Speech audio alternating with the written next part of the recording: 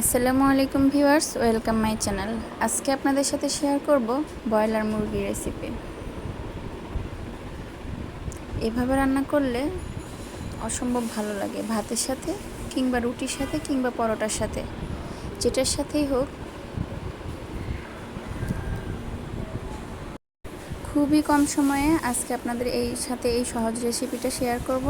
চলুন দেখে নেওয়া যাক কীভাবে আমি এই রেসিপিটা রান্না করলাম। এখানে আমি ব্রয়লার মুরগি নিয়েছি, এটাতে লবণ এবং হলুদ মিশিয়ে তারপর আমি এটাকে ভালো করে মাখিয়ে নেব। যারা আমার চ্যানেলটা একেবারেই নতুন, যারা আমার চ্যানেলে এখনও সাবস্ক্রাইব করেননি, প্লিজ সাবস্ক্রাইব করে আমার পাশে থাকবেন। হলুদটা আমি সবসময় হলুদটা একটু বাড়িয়ে দিই, কেননা হলুদটা একটু বাড়িয়ে দিলে ভাজলে কালারটা অনেক সুন্দর আসে।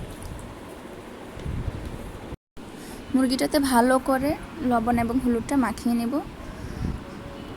তারপর কড়াইতে তেল গরম করে মুরগিটাকে ভালোভাবে ভেজে নেব।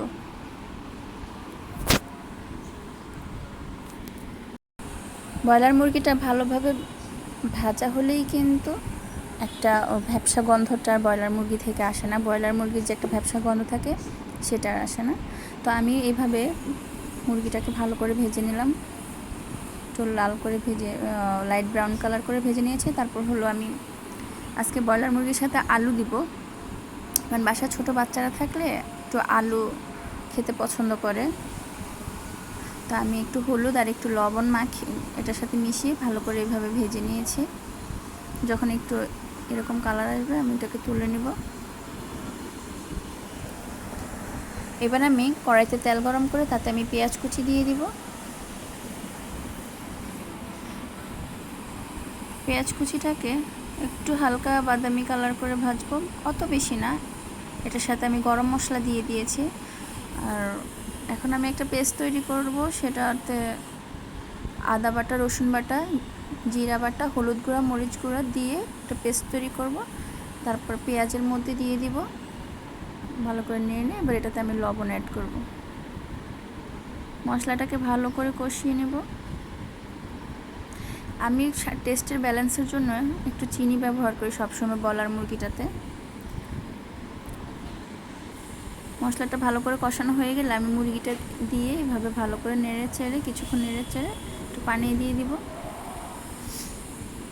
তারপর মিডিয়াম টু লো আছে আমি এটাকে ভালো করে কষিয়ে নিব।